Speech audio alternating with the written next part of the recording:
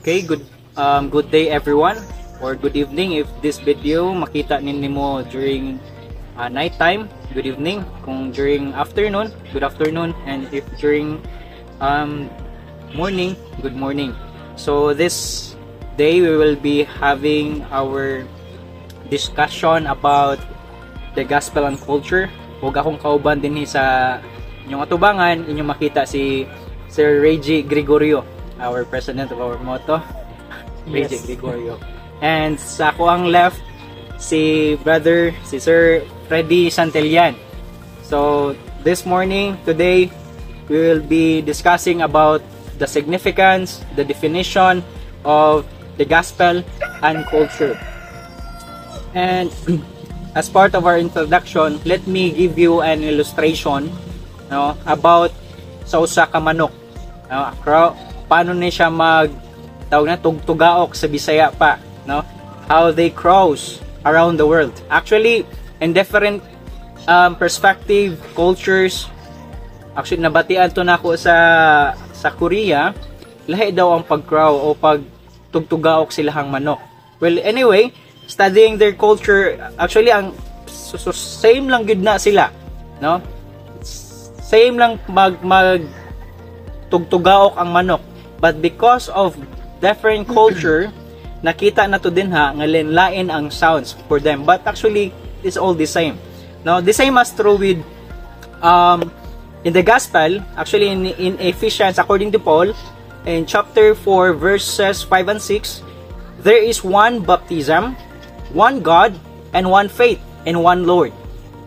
So kung ato siya i-connect ang ginatawag na to sa illustration ka ganina, ang pag-crow sa manok, pagtugtugaok sa manok, pero lain-lain ang culture, lain-lain ang sounds for them, but it varies because of the culture, what we call culture.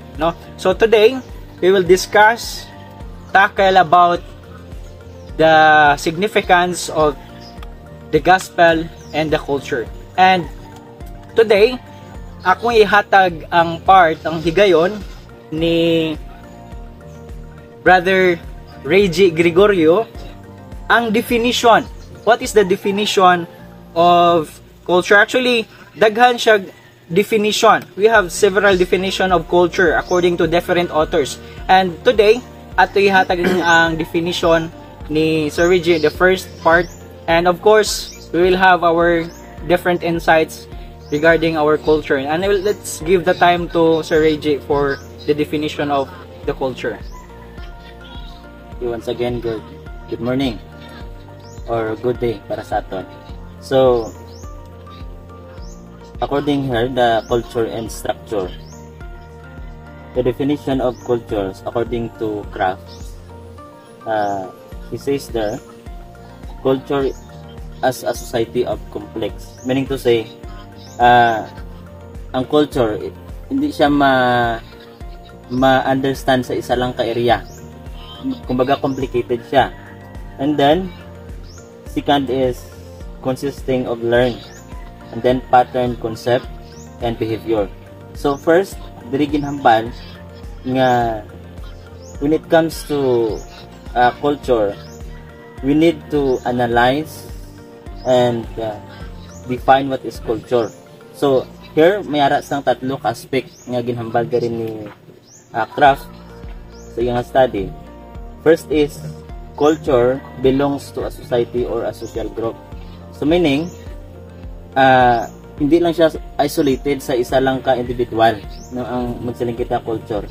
It is a legacy sa mga tao. Meaning to say, ginpanubli nila or gin-inherit nila sa ilang environment or sa ilang mga katigulangan or sa ilang palibot. So and then, ikaduha, culture is a kind of complex and integrated coping mechanism. So diri ginhambal din niya nga like a machine, nga naghambal diri consisting of a set similar parts, which performs a particular function. So by means of which every human group or individual copes with human biological makeup. So diri ginpakita ni Kraft according sa iyang study nga like sang machine, mayara siya sang isa lang ka pero nagkalain-lain siya nga function. But kumbaga mas ring naton nga ang culture is medyo complicated siya. Hindi naton siya ma-understand sa isa lang ka area, but in some areas. Okay? Kaya kita tuloy diyan ginhambal, ang iya pag-define diri is culture consists of several elements. Ginhambal niya kita una is about pattern and behavior. So sa culture galing ginatawag, dapat i-analyze or understand naton ang behavior, no? Kumbaga kung ano ang behavior sang isa ka tawo, kung ano ang iyang naandan, no? We must to learn that a good nga ma-analyze gid naton what the culture or ano ang culture nga iya nadak-an. Okay? So that's all. Okay. Salamat Sir Reggie Gregorio for your beautiful insights about sa ginatawag og lain-lain nga elements sa culture according to craft. No? So, this time ako ihatag ni Sir Freddy Santilla ng about sa pattern behavior. Since sa third nga ginhambal sa tuang lesson o sa tuang lecture, napagin siya yung third elements. Napanay ang pattern behavior nga ginatawag, no? So ang third pattern behavior nag-consist pa different elements, no? So i-explain ni Sir Freddy para sa ato ang tanan kung unsa ni ang pattern behavior, since actually sa ato ang lesson nanay upat ka aspect. Now let's find out what are these 4 aspects of the pattern behavior. Okay, good morning. I'm going to give you what is this so-called the pattern behavior. So, when we encountering every situation, there is a way people will follow to deal with, and this is the outward layer that can be easily observed when people enter a new culture. So, the second one demonstrate that this pattern behavior is learned or inherited from society. Just for example, if you grow in a society, you will encounter a lot of cultures in that society, and little by little you're going to learn and to inherit, or shall we say to have that kind of culture. So you will learn as a people or as a part of the society and imitate some behavior or response when dealing with certain issues. And the third aspect is about ideas and concepts that underlie the cultural behavior. So this is the assumption that people consciously or unconsciously hold to guide their behavior. The deepest assumption is that the worldview. The fourth aspect is about the cultural products, including the materials or the non-material products.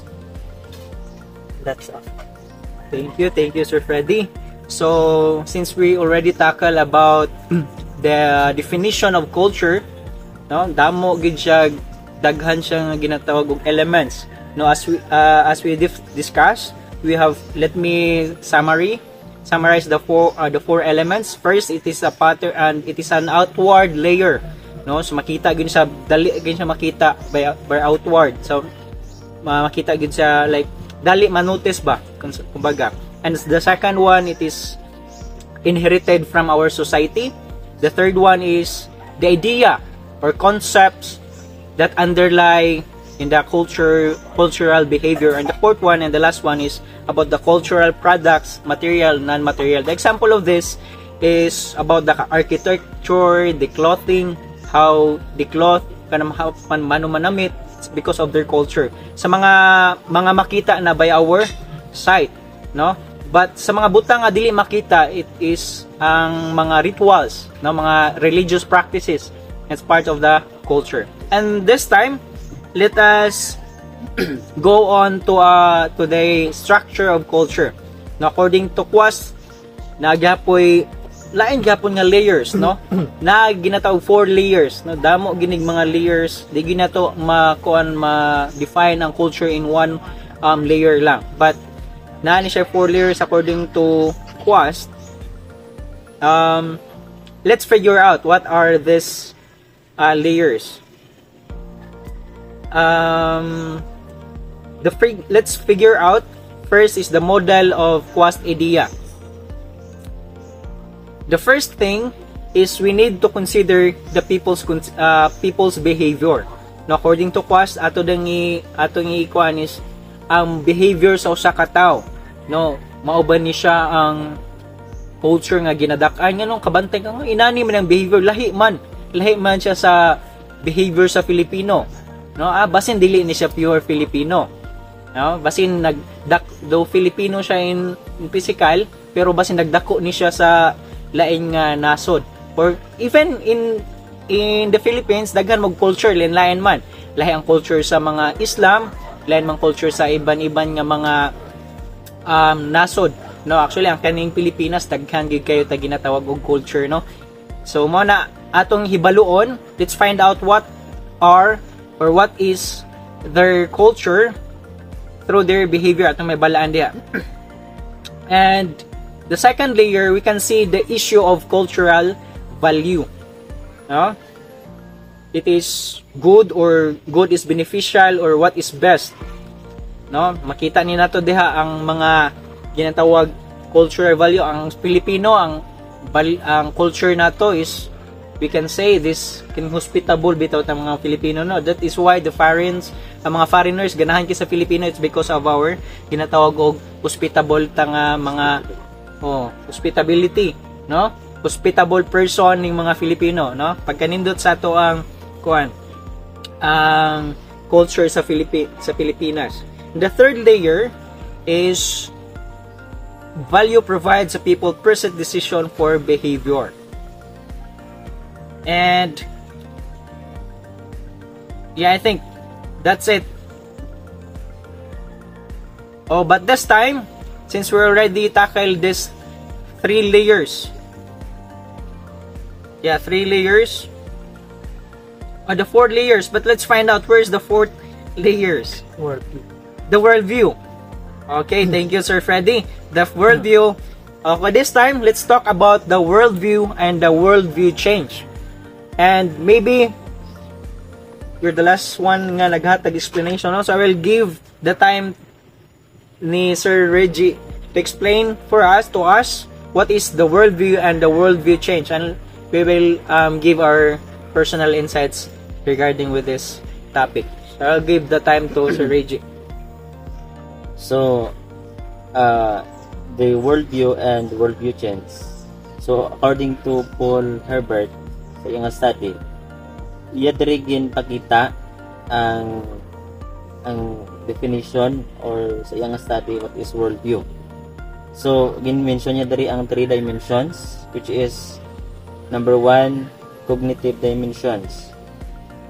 Kag ikaduha, affective dimension, and ikatatlo, evaluate dimension. So diri ginhambal ni Paul iyang details ang iyang definition about worldview sa iyang book Transforming Worldviews. Hambal diri the deeper levels of culture that shape how beliefs are formed, the assumption that people make about the nature things. Hambal diri the categories in which they think and logic that organize these categories into coherent understanding of reality. So diri ginpakita ni or ginsaysay ni Paul Herbert nga kung ano gid ang kahulugan sa ito nga worldview.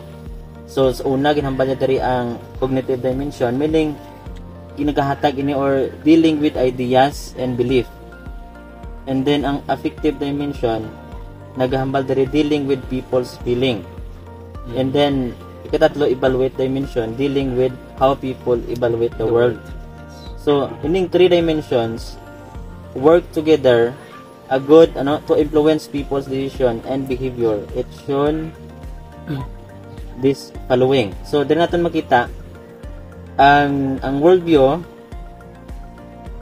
masaling naton nga nagabaylo, okay, sa isa ka tawo, pero doesn't mean nga sa iya bilog nga kumbaga indifferent nimo nga gintak-an.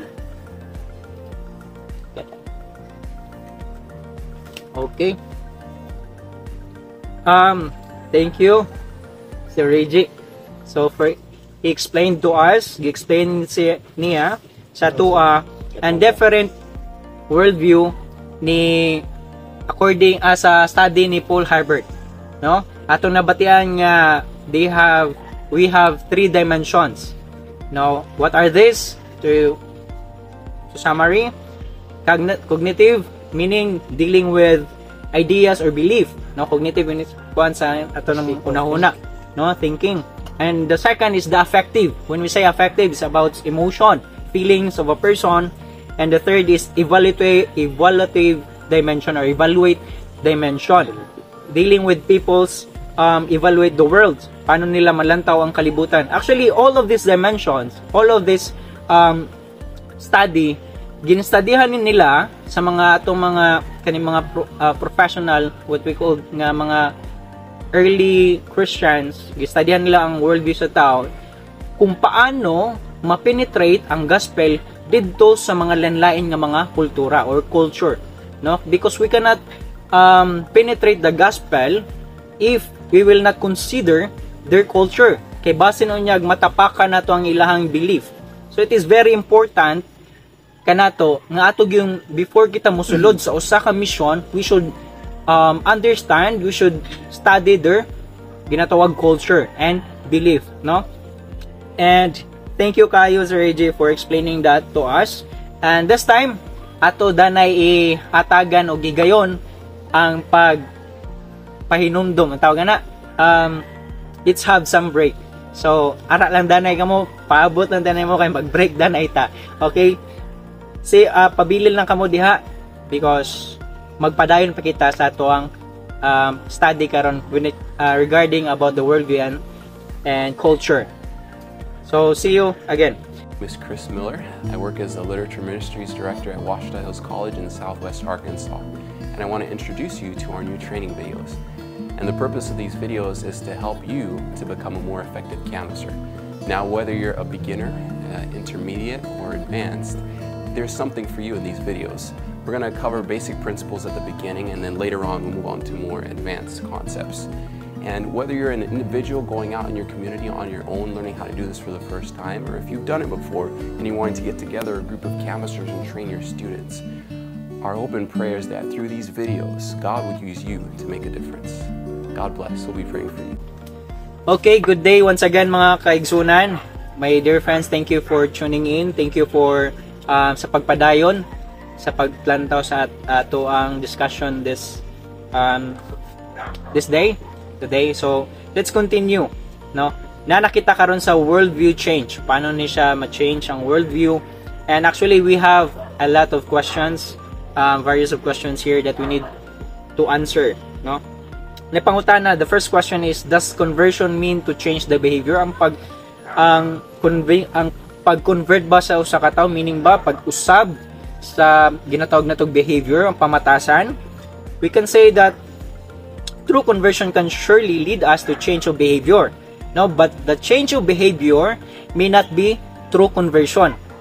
No, according sa ato ang notes, no, conversion in its nature means the change or transformation of one's world view. If the world view is changed, kung mag-usab ang usa ka world view sa usa ka tao, the lens people see the world will also be changed. No, it is very important gud ay mga kauturan, mga kaigsunan, nga mausab gud ang worldview sa ginatawag sa usa ka tawo. And thus, by changing the worldview, the whole life, including the behavior, will be transformed. Wow, it is very important gud mga kaigsunan, mga kauturan, nga mausab gud ang worldview. And there's another question here. Yeah, maybe one of our panelists maka-answer man ani, no? It's our own idea, no? Do not judge us according sa mong kuan. So but we will try our best nga ma-answer man namo. If conversion means transforming one's worldview, doesn't mean there is a pure Christian worldview, no? Kung sa ato pang dialekto, if ang pag-usab, ang pag-convert means pag-usab, pag-transforman sa usa ka tawo sa iyang pinagi sa worldview, does it mean na ba'y ginatawag og pure Christian worldview para sa imo, Sir Reggie? According to Herbert Wall, actually, certainly not validary. Because sa military, we have different worldview. For example, sa Amerika, sa Africa, sa China, mayroon naglain-lain nga worldview. So, even nga military, that means though they share the same faith, the worldview are still different. Kumbaga, just like sa illustration kagina dito sa isa ka roster kung siya mag-browse. Isa lang ang chicken, no, isa lang ang roster. But in different places, lain-lain ang pag-define sang sound. Okay? So, the same man sa culture naton. Okay? Kumbaga, diri sa Pilipinas lain ang aton nga culture, dito sa China lain man. So, ang worldview naton, even nga isa lang ang aton nga gina-stand, or for example, which is to introduce our faith or the gospel, but the worldview is or still different in each area or in each nation. So that is my answer regarding that. Thank you, Sir Reggie. How about you, Sir Fred? Sa may mong kuan? About sa itong question. Okay. Ngayon, from the word itself, Christian, I believe that we are Christian not by our different worldview, but because of the one only true worldview that comes from the Bible. Right? So I believe that when we talk about the pure, because the question is, does it mean there is a pure Christian worldview? So, for me, there is a pure Christian worldview because there is a word Christian. Because when we talk about Christian, we talk about Christ. Yes. And Christ has only one worldview. Right? So, for me, there is a pure Christian worldview. But because of the culture, just for example, in China, in Africa, and other places, when they heard about Christ or Christian worldview, what comes to them is different, not the same with the pure one. Change. So that's my answer. Okay, thank you, Sir Fred. So, namigig katong discussion mga kauturan, no? So, nayo pamangkod din and napoy answer or sabat sa to, what does worldview change mean? Unsa man ginang pasabot sa ginatawag worldview change, ang pag-usap, no? But let's find out in the biblical answer. According din ang hambal ni Jesus Christ in John 18:36, nagingnon siya, "My kingdom is not of this world." Ang iyang gingharian wala diri sa kalibutan. And he prayed again, nagampo pag sa pagliwat. "My prayer is not that you take them out of the world, but that you protect them from the evil one." No, meaning according sa mao nga teksto nga si Jesus nag-encourage siya to remain in this world, no? But not to be affected by evil and the kingdom of the world. So, mao na siya mga kaigsunan nga though we are in the world, it is the motto of CPAC, no? We are in the world but not of the world, no?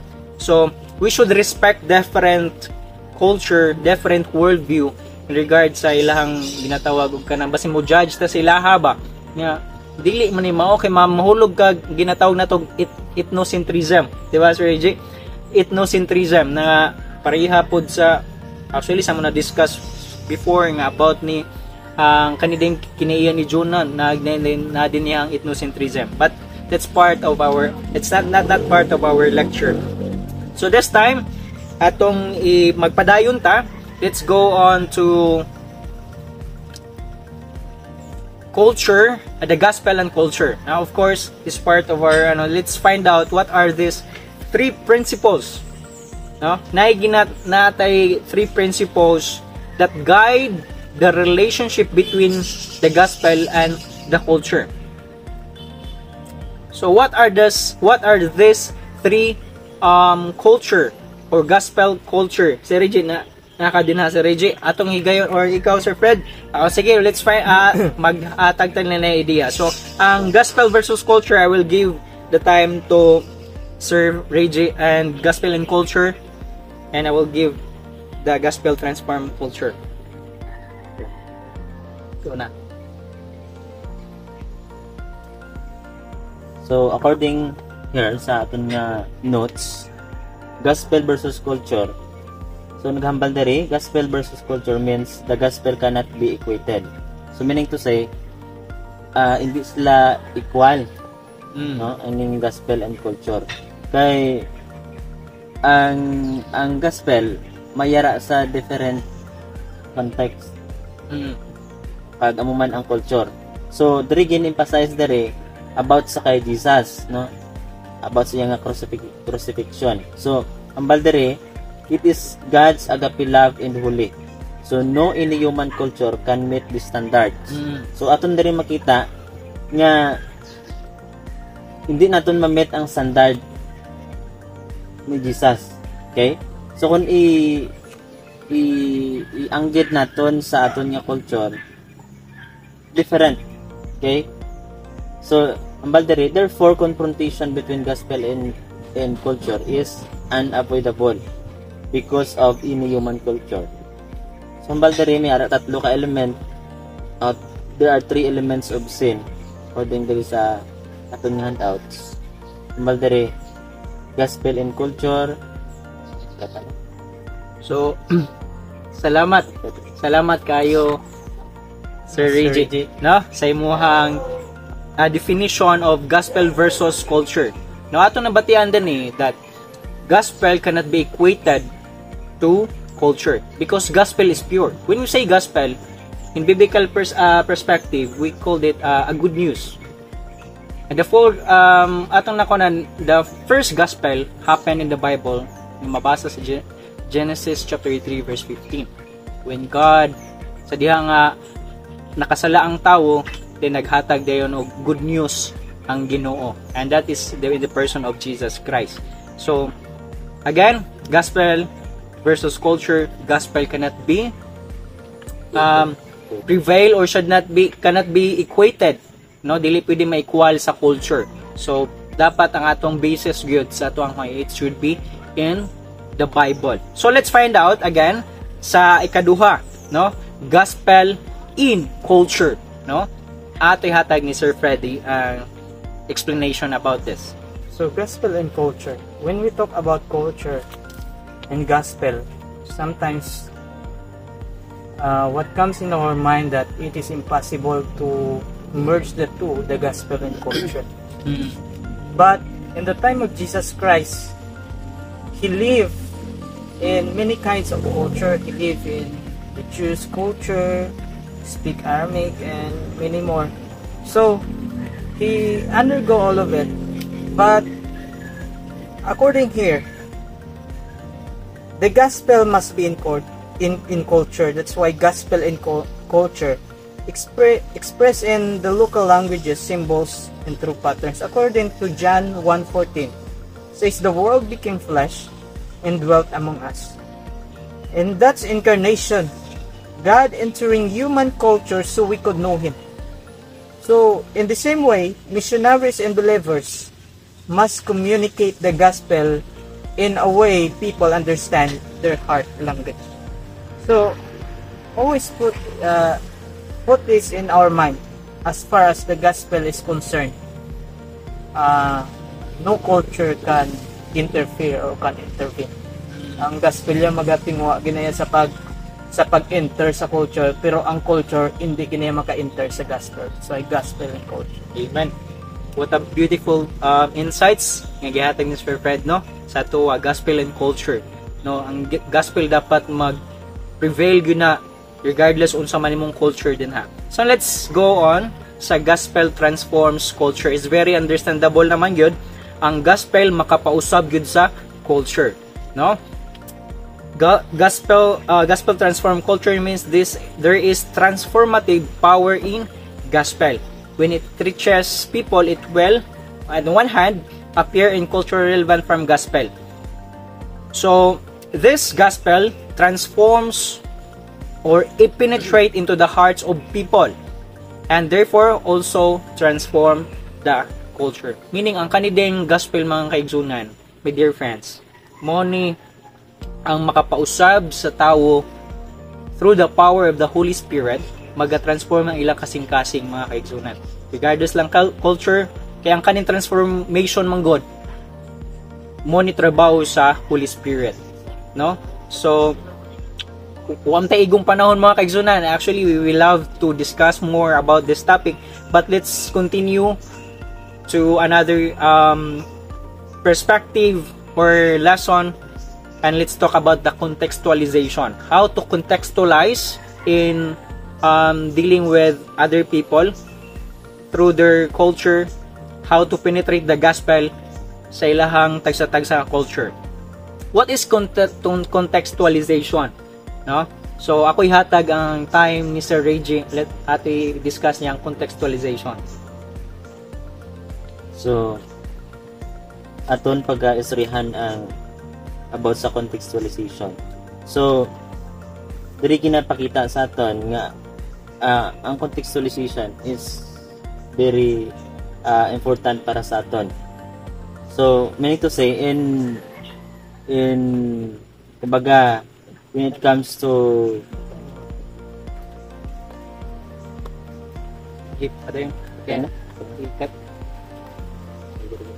okay mga kaigsunan, i-cut na nato ang mga video kay unfortunately nag-ulan man gyud. So stay tuned, magpahinumdum na ta Miss Chris Miller. I work as a Literature Ministries Director at Washita Hills College in Southwest Arkansas, and I want to introduce you to our new training videos. And the purpose of these videos is to help you to become a more effective canvasser. Now, whether you're a beginner, intermediate, or advanced, there's something for you in these videos. We're going to cover basic principles at the beginning, and then later on we'll move on to more advanced concepts.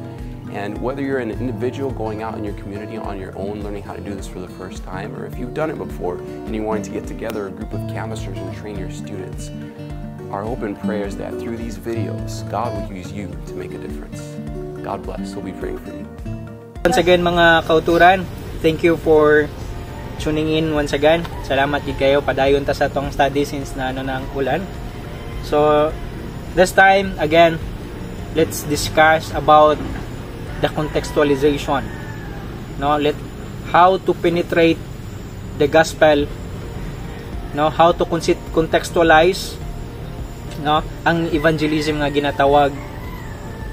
Paano na man penetrate ang gospel ngadto sa nagkanalang nga culture. And I will give the time to Sir Reggie sa pag-explain sa ato may tungod sa contextualization. So, contextualization is very important, no, in missionary setting because there is challenges in cross-cultural evangelism. So, meaning to say, kung magkadto kita sa isa ka lugar, dapat we must to know or to contextualize what the culture of that place. So, doon natin makita nga hindi kita makapenetrate sa isa ka lugar kung hindi natin makontextualize. Okay? Just like sa ginhambal diri sa ating notes, nga even si Jesus nagpakatawo siya in order to meet the standard or to contextualize sa mga tao nga iya pagadwilan. Okay, so amo na. So in missionary field, it is very important to contextualize, no, a good mamit na nimo ang standard o kung may ideya ka about sa sina nga culture o sa sina nga place, kung ano ang ilag batasan, anong ila permi ginagawi. So dre nimo ma-contextualize kung ano gid ang ilag kinahanglan. Okay. Amen. Salamat kay Sir Reggie for that beautiful explanation about the contextualization. Actually, I would like to emphasize again the biblical text nga ginhatag ni Sir Freddy ganina. It's about in John 1:14. No, nagingon diha nga the Word became flesh and made His dwelling among us. We have seen His glory, the glory of the one and only Son who who came from the Father, full of grace and truth. So kaning biblical text passage mga kaigsunan, ato mabasa diri. Si Jesus na wala siya nagpakatawo diri isip nga Dios. I mean, wala siya nagninaog sa kalibutan isip nga Dios 100%. Although she is 100% God and 100% human, no? Si Jesus nagpakatao siya in human flesh, no, para ginatawag contextualize, para makahalubilo man sa kapwa niya nga tao, no? Kay kung nagpakatao siya diri nga in the form of His glory, of course ang atong sinful nature dili man ta kaya makapatubang, no? Even si Moses that time, di ba, wag siya kita sa buko-buko lang yan, likod lang gito sa Ginoo. So mao pod ang gibuhat sa Ginoo ni Jesus Christ, He contextualized by forming Himself as in nature. I mean in form of flesh, no? So let me ask ni Sir Fred about kang Paul, no? Paano man gi-contextualize ni Paul during his mission? Nagamit mo po ni siyang ginatawag contextualization. So maybe ma-explain man ni Sir Freddy ang gihambal sa 1 Corinthians chapter 9 verses 20 to 22 unsa magid kani ang nahitabo dinhi, no, when it comes sa contextualization. So as far as the contextualization is concerned, because the word contextualization, making the gospel understandable and relevant to a lot of people, even though there's a differences when it comes to culture. So just like Jesus do in his time, Paul do the same. According to 1 Corinthians 9:20 to 22, and unto the Jews I become as a Jew, that I might gain the Jews. To them that are under the law, as under the law, that I might gain them that are under the law. To them that are without law, as without law, being not without the law of God, but under the law of Christ, that I might gain them that are without law. To the weak became I as weak, that I might gain the weak. I am made all things to all men, that I might by all means save some. So, following Jesus' example of incarnation, Paul did do the same. Just like he tried to socialize or to do what people do, just to win them and to win their hearts back to Christ and to restore them again. As a missionary, Paul do the same, just like Jesus did, and he did this